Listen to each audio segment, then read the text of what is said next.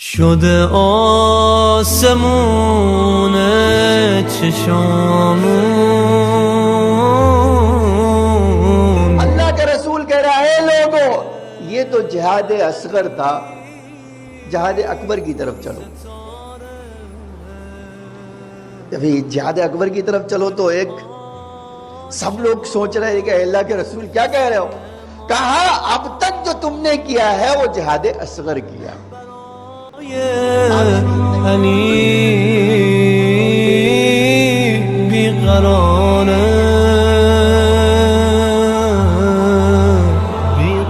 آئے لوگوں آؤ جہاد اکبر کرنے کی طرف. ابھی تم نے چھوٹا سا جہاد کیا ہے. اب تو لوگ پوچھ رہے کہ اللہ کے رسول ایسا کون سا جہاد ہے جو ہم نے، یہ تو اتنا بڑا جہاد کر کے آ رہے ہیں، آپ کہہ رہے ہیں یہ چھوٹا ہے، اور آپ کون سے؟ کہا اب تمہیں بتاؤ، اب تمہیں ایسے دشمن سے لڑنا ہے جو دکھائی نہیں دے گا. اب تک تو تمہارے سامنے دشمن تھا، اب جو دشمن ہے وہ جو ہے تمہیں دکھائی نہیں دے گا. اللہ کے رسول کہنا کیا چاہتے؟ کہا میں اب چاہتا ہوں اپنی اپنی اولاد کو اپنی گود میں لو،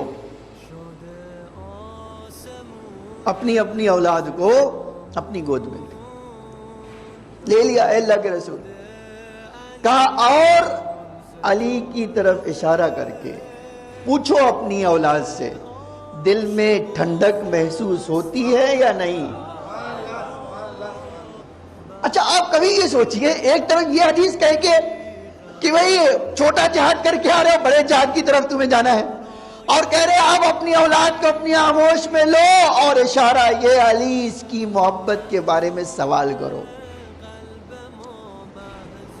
اب کتنا بڑا مسئلہ تھا نا.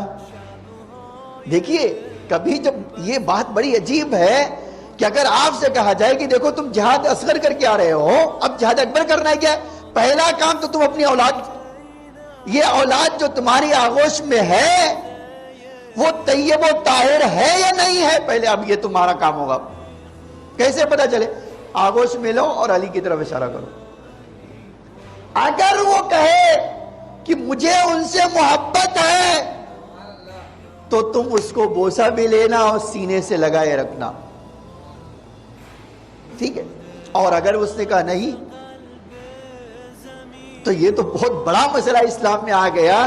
اگر کہہ دیا نہیں تو ہر ایک کے لیے امتحان ہے یا نہیں ہے یہ؟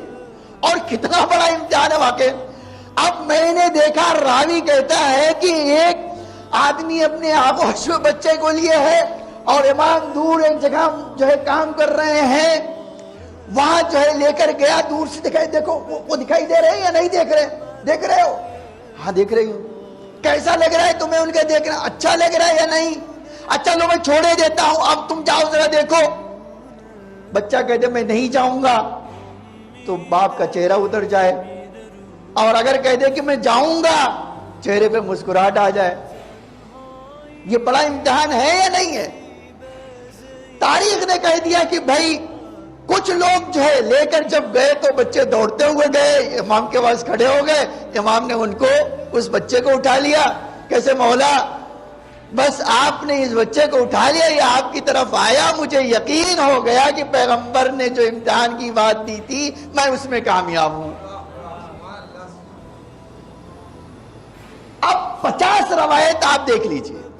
آج یہ جو مسئلہ ہے، کوئی دنیا کا مورخ مسلمان ہے اگر اس کو یہ حدیث لکھنی پڑی کہ پیغمبر نے جنگ خیبر کے بعد یہ کام کیا، اور پھر جتنے لوگ تھے سب کو یہ کام کرنا پڑا.